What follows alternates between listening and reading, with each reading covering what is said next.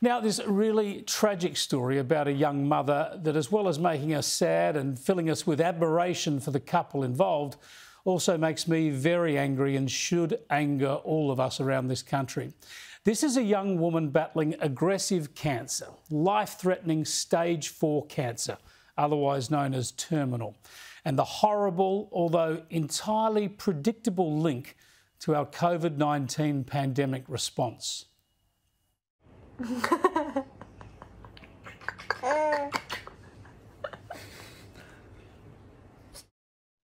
Kellie Finlayson is 27 years old and has a beautiful little girl, Sophia, with her partner, Jeremy Finlayson. Kellie and Jeremy were married last month, less than 2 years after her diagnosis, not long after Sophia was born. Their trauma might not have received much public attention, except that Jeremy is an AFL player, first with Greater Western Sydney Giants and now with Port Adelaide. He's continuing his career, and his club and the footy community are rallying around this inspirational couple. With operations and chemotherapy, Kellie has been robbed of so much precious time with her daughter, and she's been told that if she can survive, she won't be able to have the other children that the couple had planned. The Sunday News Corp papers published an interview with Kellie. She spoke with Hamish McLaughlin. And I want to say, first up, this is a harrowing and inspiring story about a young woman and her partner dealing with the most awful hardship, and yet Kellie is finding time to think of others, to warn the rest of us.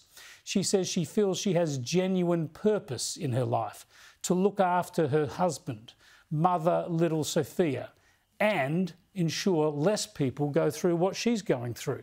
Kellie's pushing for early health checks and detection, cancer-related or not. She warns people to check if something's wrong, saying it's her purpose to make sure people are proactive, understanding that their health is their wealth. We are all too complacent, she says. Don't be. So true. Only Kellie wasn't complacent. Wait till you hear how this unfolded for her. I don't know Kellie or Jeremy or anyone involved in this episode. I've not spoken to them. But like you, I'm sure I'm full of admiration. Then there was this harrowing part of the interview, not highlighted in the story, and I don't know if Kellie and Jeremy want to focus on it, but simply it is something most of Australia needs to notice. Kellie explains that long before she was diagnosed with bowel cancer, she noticed symptoms, she got medical advice, and she was booked in for a colonoscopy. And here's the thing, this was in the time of pandemic. And in our COVID response, such procedures were, of course, shut down. Health services across the country shut down elective procedures. So Kellie's colonoscopy was cancelled. She did not get what quite likely could have been a life-saving procedure. So it was an elective procedure, Kellie said in this interview, which all got cancelled because of COVID. They would have probably removed a non-cancerous polyp and I would have been fine. That's a tough one to swallow. A woman with symptoms and a cancelled colonoscopy because of COVID.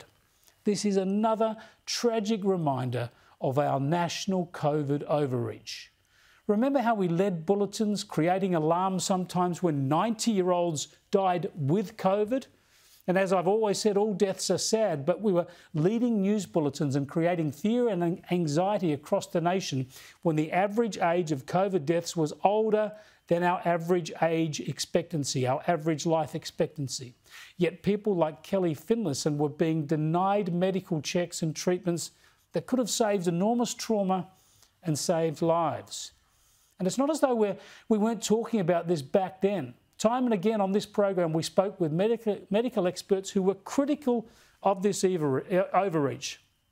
They were saying that the delayed cancer and heart and other medical checks might do more medical harm than the virus ever would.